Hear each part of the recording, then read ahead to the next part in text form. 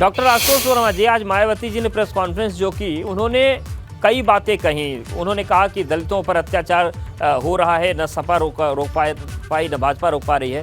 पर उन्होंने ये कहा कि भाजपा और सपा में तो हिंदुत्व और अपने आप को हिंदुत्ववादी साबित करने की होड़ लगी हुई है। देखिए, मुझे लगता है कि बहन जी सूबे की बहुत बड़ी नेता है, लेकिन राजनीति आते ही उनके जो है इस तरीके के वक्तव्य आना शुरू हो जाते हैं। लेकिन इस देश में 4 बार सरकार बनाने वाली बहन मायावती जी और 4 बार सरकार बना रही सपा, इन्होंने कभी एक समय जो है दलित, वंचित और पिछड़े वर्गों के लिए काम किया है। लेकिन आज कमोवेश सबको ये पता है कि बहन जी अपने उस रुख पे कायम नहीं है और कहीं ना कहीं वो ऐसे कैंडिडेट को चुनाव में खड़ा करती हैं जो सपा को हराए और भारतीय जनता पार्टी को उसको फायदा देती है। इसी वजह से पिछले 2022 के इलेक्शन में हम भारतीय जनता पार्टी से बहुत दूर नहीं थे। हम टोटल 8 से 9 लाख वोट दूर थे। अगर हम 403 विधानसभा में इसको बांटे तो हर विधानसभा में हम 22-2300 वोट पीछे रह गए। मोटा मोटा अगर ये सपोर्ट हमको कहीं से मिला होता तो आज हम सरकार में होते। तो हम अपनी तैयारी कर रहे हैं, जहां कमियां रह गई हैं बूथ स्तर पे, उनके साथ में हम सीधा संवाद राष्ट्रीय अध्यक्ष के साथ और संगठन के साथ में कर रहे हैं। जिला अध्यक्षों की पहली मीटिंग हो चुकी है।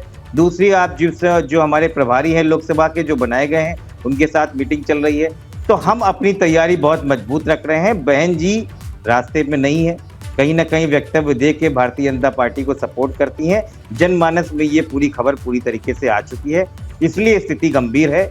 एक विधायक है और जाने वाले समय में सांसद की भी स्थिति कुछ दिख नहीं रही है। ठीक है, आलोक अवस्थी जी, जैसा कि आशुतोष जी कह रहे हैं और सपा महासचिव ने भी आज बात की थी अभी गंगा से, तो उन्होंने कहा था कि बसपा तो वही काम करती है जिससे भाजपा का फायदा पहुंचे और वो बसपा अध्यक्ष जो है वो केवल भाजपा के लिए काम कर रहे हैं। जी बड़ा हास्यास्पद है। तो 2019 में बसपा क्या भाजपा को हराने के लिए इनके साथ गठबंधन कर रही थी। दरअसल इसका जवाब समाजवादी पार्टी के महासचिव थे देते।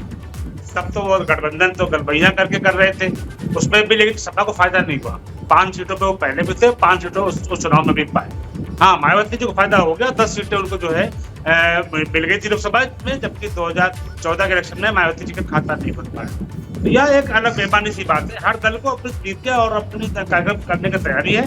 हाँ, मैं ये जरूर कहूंगा कि नरेंद्र मोदी जैसा ईमानदार नेता और जो हमारी नीतियां रही है भारतीय जनता पार्टी की, आज इन नेताओं को मजबूर कर दिया है कि ये जो जनता के बीच में जाएं, एयर कंडीशन कमरों से बाहर निकले, व्हाइट हाउस जैसे महल में रहने वाले आज सड़कों पर धूल फांक रहे हैं। जो मर्सिडीज गाड़ियों में जो घूमते थे वो आज पैदल चल रहे हैं। ये बड़ी बात है, ये मोदी जी का करिश्मा है कि इन सबको जो है सड़कों पर वो ले आए। लेकिन वो करेंगे क्या? नेता किसको चुना जाएगा? कौन प्रधानमंत्री पद का दावेदार होगा? हर दल का नेता अपने को प्रधानमंत्री मान के चल रहा है। खाली एक मुद्दा इनके पास कॉमन है कि मोदी जी का विरोध करना है, मोदी को हटाना है। क्यों हटाना है?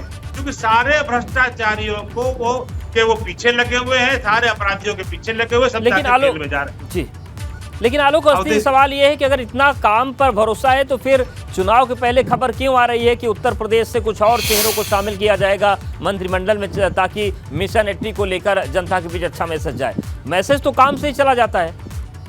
क्या उद्देश्य जी, ये आपके पास खबर है कि ये नया मंत्रिमंडल बनने जा रहा है? ऐसी तो कोई चर्चा पार्टी में है नहीं। और हमारे नेताओं का ये विशेषाधिकार होता है, चाहे प्रधानमंत्री जी हो या मुख्यमंत्री योगी आदित्यनाथ जी हो, अगर वो मंत्रिमंडल का विस्तार करते हैं कि उनकी इच्छा पर निर्भर करेगा, पार्टी संगठन की नीति पर। आशुतोष वर्मा जी, आपको कुछ जवाब देना चाह रहे हैं? जी, आशुतोष वर्मा। देखिए, ये इससे बड़ी हास्यास्पद बात क्या होगी कि पूरी मीडिया में और हर जगह खबर है कि केंद्रीय मंत्रिमंडल बदल रहा है, लेकिन आलोक अवस्थी जी को पता नहीं है। कभी मीडिया की खबर सत्य नहीं होती है। नहीं, आशुतोष जी, आप लोग की खबर जब आती है तो आप लोग भी नहीं मानते हैं। आशुतोष जी, आप लोग भी डिनाई कर देते हैं। चलिए आलोक जी, बहस इस पे नहीं हो रही है।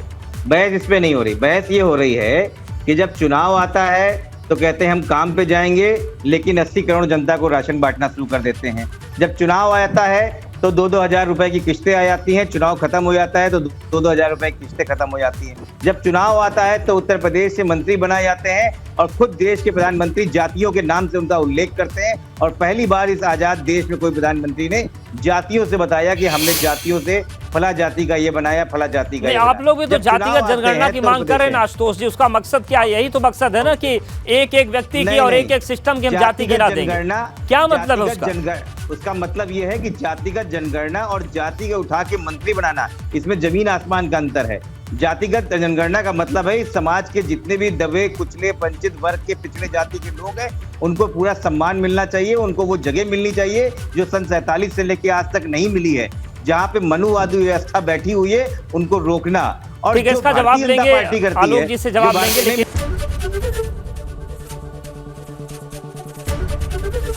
एबीपी गंगा, खबर आपकी, जुबान आपकी।